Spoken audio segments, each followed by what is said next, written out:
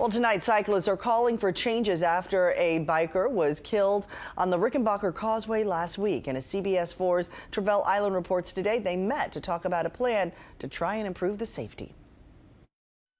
You usually find these people on a bicycle on a Saturday afternoon, but this weekend they took a pit stop at Mac Cycle to talk about how they can push county leaders to make the streets safer for their bike rides along the Rickenbacker Causeway. This event is being held after Walter Reyes was killed while riding his bike on the Rickenbacker last week. He was run down by this Volkswagen. Investigators say 21-year-old Alejandro Alvarez was behind the wheel. He left the scene but came back about 20 minutes later and confessed. Police say Alvarez appeared to be drunk. Reyes is now the third bicyclist to be killed on the Rickenbacker within the last 5 years. The deaths on the causeway have become an epidemic.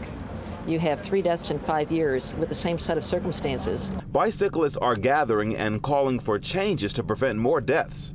We have a 6-lane highway through a park system. Who would ever design a 6-lane highway through a park system?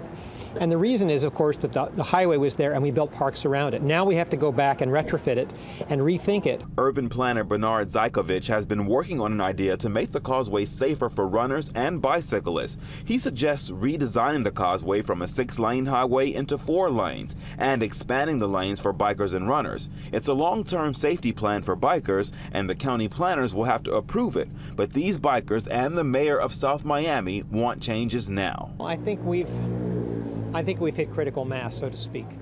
That we're so tired of it. Everybody, certainly in the cycling community, feels that we can't let it go. We can't let go of it at this time.